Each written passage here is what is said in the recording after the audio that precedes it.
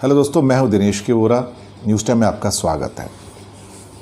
भारत के संदर्भ में गरीबी, पावर्टी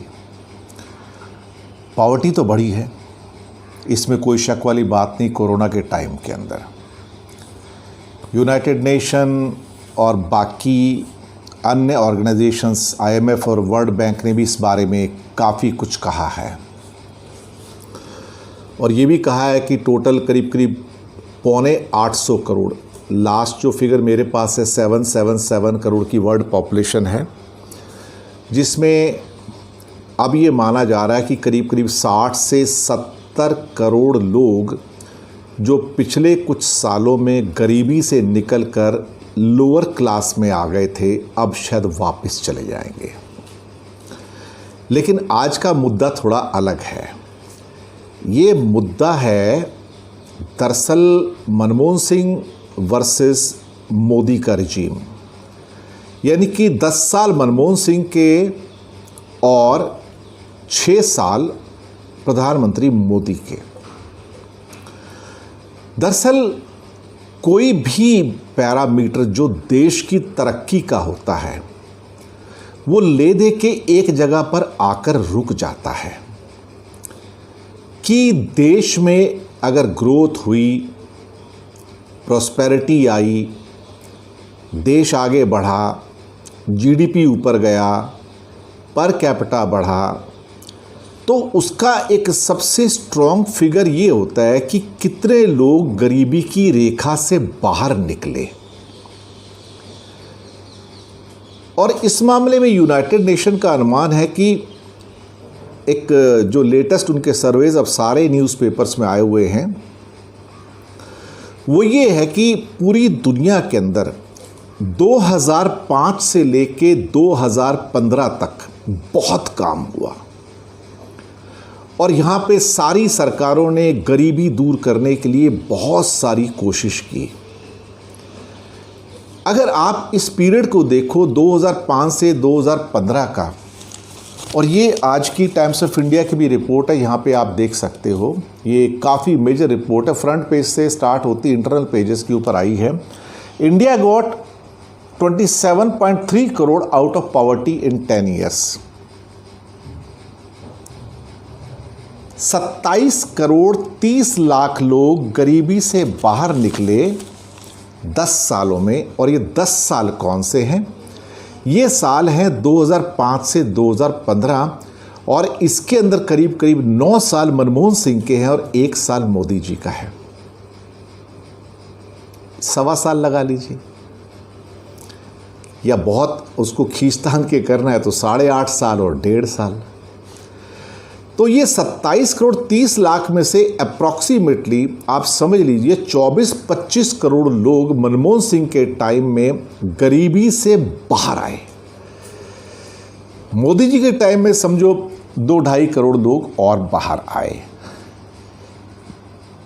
अब कहानी इसके बाद शुरू होती है कि ये दुनिया की सबसे बड़ी सक्सेस स्टोरी है। यूनाइटेड नेशन और वर्ल्ड बैंक भी इस स्टोरी को कि इंडिया के अंदर 27.5 करोड़ लोग इन 10 सालों में 2005 और 2015 के बीच में गरीबी की रेखा से बाहर आए, ये सबसे बड़ी स्टोरी है यूनाइटेड नेशन की दुनिया में कि गरीबी कम हुई। और भारत का एग्जाम्पल, शाइनिंग एग्जाम्पल के तौर पे दिया जाता है। देखो इंडिया की सक्सेस कितना बड़ा है इस मामले में। टोटल दुनिया में करीब 40-45 करोड़ लोग बाहर आए गरीबी में से, और उसमें से 27.5 करोड़ सिर्फ इंडिया से आए। ये यूनाइटेड नेशन की सक्सेस स्टोरी है जिसको वो हर जगह नरेट करता है और ये कहना नहीं भूलता कि इंडिया उसका एक ऑलमोस्ट 70% पार्ट है जहां पे उसने अपनी गरीबी को कम किया। अब हमने MMS यानी कि मनमोहन सिंह जी को बहुत लैम्बास्ट किया, बहुत कुछ कहा, बहुत आलोचना की, मतलब कई लोग तो सारी हदें क्रॉस कर गए कि उनके बारे में जो भी कहना है। लेकिन पिछले 72 सालों के अंदर अगर किसी एक व्यक्ति का गरीबों को गरीबी रेखा से उठाने का जो एक अचीवमेंट है, जो रिकॉर्ड है, क्योंकि इससे बड़ा ग्रोथ का रिकॉर्ड, प्रोस्पेरिटी का रिकॉर्ड दुनिया में नहीं हो सकता, वो मनमोहन सिंह के नाम जाता है। आप सोचिए, ऑलमोस्ट 24-25 करोड़ लोगों को मनमोहन सिंह के दौरान, उनके रिजीम के दौरान गरीबी रेखा से बाहर आने का मौका मिला।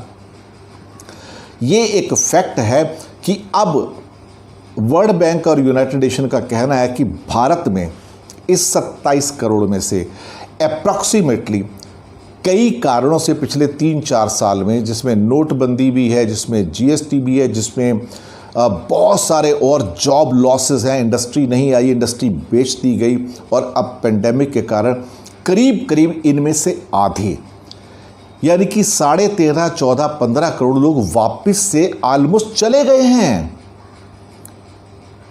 आप सोच नहीं सकते, ये वापस गरीबी रेखा के नीचे चले गए हैं और बाकी भी बिल्कुल उस किनारे पे बैठे हुए हैं। ये 27 करोड़ में से आधे वापस गरीब हो गए पिछले 6 सालों के अंदर, और आधे कगार पे खड़े हैं कि कब खिसक के वहाँ चले जाएं। इसी बात से आप अंदाज़ा लगा लेते हो कि सरकार जब कहती है कि हम 80 करोड़ लोगों को हर महीने 5 किलो अनाज, गेहूं या चावल फ्री देंगे, तो ये 80 करोड़ का अमाउंट गलत है। मैं आपको बताऊं, ये 100 करोड़ का अमाउंट है जो मैं लगातार कहता आ रहा हूं। भले ही सरकार 80 करोड़ लोगों को मुफ्त में अनाज दे रही है, लेकिन देखा जाए तो ये भी एक तमाचा है कि आज 80 करोड़ लोग, अगर सरकारी आंकड़ों को ले लो, मेरे हिसाब से 100 करोड़ हैं कि उनके पास 2 वक्त की रोटी भी नसीब नहीं है। आप सोचिए, इस संख्या के अंदर वो लोग भी हैं जो खिसक के वापस जाने को तैयार बैठे हैं। तो आप मुझे बताइए, किसका कंट्रीब्यूशन आज़ादी के बाद सबसे ज़्यादा रहा? जिस व्यक्ति, जिस प्रधानमंत्री के काल में सबसे ज़्यादा गरीब कम हुए, लोग गरीबी रेखा से बाहर आए, उसका ही कंट्रीब्यूशन सबसे बड़ा है।